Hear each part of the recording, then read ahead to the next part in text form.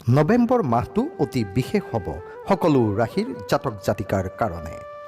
এপিনে দিৱালী, ধনতেৰাছ আদি পৰ্ব আৰু আনপিনে এই মাহত অনেক গ্ৰহৰ ৰাশি পৰিৱৰ্তন হ'বলৈ গৈ আছে আৰু ইয়াৰ প্ৰভাৱ কিদৰে 12টা ৰাশিৰ ওপৰত পৰিব তাৰে তথ্য এই ভিডিঅ'ৰ যোগে আপোনালোকলৈ আগবঢ়ালোঁ।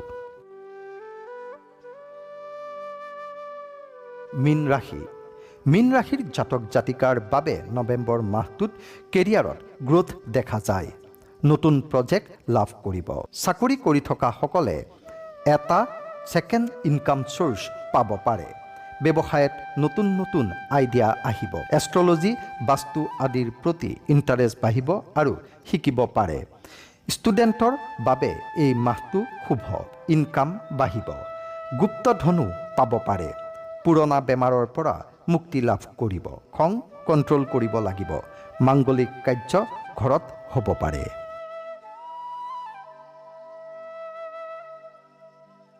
তুলা ৰাশি। নৱেম্বৰ মাহটোত তুলা ৰাশিৰ জাতক জাতিকাৰ বাবে আহি পৰিব বহুত আপছ এণ্ড ডাউন। এই মাহটোত বহুত সলনি আহিব। কিবা কৰিম বুলি প্লেনিং কৰিছিল যদি এইটো সঠিক সময়, আৰম্ভ কৰি দিয়ক। মাইণ্ডছেট চেঞ্জ হ'ব। বন্ধু চেঞ্জ হ'ব পাৰে। ষ্টুডেণ্টৰ ক্ষেত্ৰত ভাল। ফাইনেন্সিয়েল ডিচিশ্যন এই মাহত নল'ব। শ্বেয়াৰ মাৰ্কেট আদিত ইনভেষ্ট কৰাৰ আগতে এক্সপাৰ্টৰ পৰামৰ্শ ল'ব। নতুন গাড়ী কিনিবলৈ মন যাব বা কিনিবও পাৰে। পুৰণা কোনো শাৰীৰিক সমস্যাৰ পৰা মুক্তি পাব। পানী বেছিকৈ খাব। লাভ ৰিলেশ্যনত 15 নৱেম্বৰলৈকে শুভ।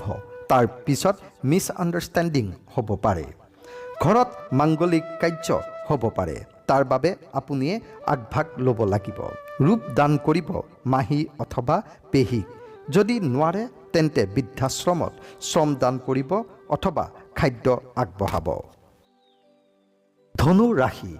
ধনু ৰাশিৰ জাতক জাতিকাই নৱেম্বৰ মাহটোত অতি শুভ ফল লাভ কৰিব।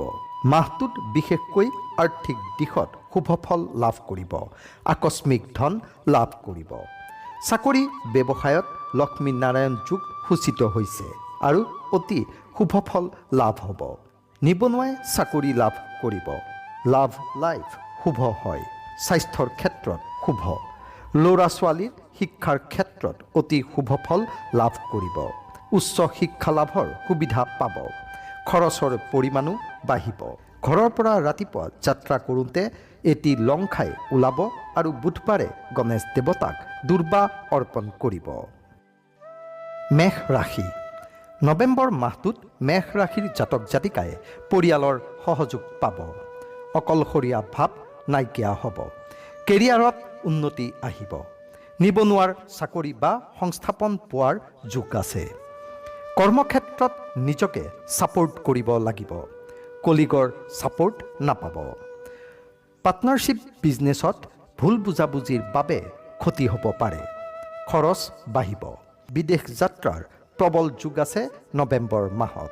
ক'ৰবাত দীঘলীয়াকৈ ফচি থকা টকা ঘূৰাই পাব। কোনোবাই যদি আপোনাৰ পৰা টকা ধাৰে লৈছিল তেন্তে নিজেই আহি সেই টকা ঘূৰাই দিব। লাভ লাইফ ইমান শুভ নহয়। খং কণ্ট্ৰল কৰিব। আপোনাৰ পাৰ্টনাৰৰ সৰু সৰু কথাত মন বেয়া হ'ব পাৰে। ধৈৰ্য ধৰিব আৰু ইম'চনেল ডিচিশ্যন ল'ব। খং ৰাগেৰে নহয়। পৰিয়ালৰ মাজত থকা দূৰত্ব লাহে লাহে কম হ'ব। ইনকামৰ নতুন চ'ৰ্চ আহি পৰিব। বগা কাপোৰ মন্দিৰত অথবা প্ৰয়োজনীয় লোকক দান কৰিব।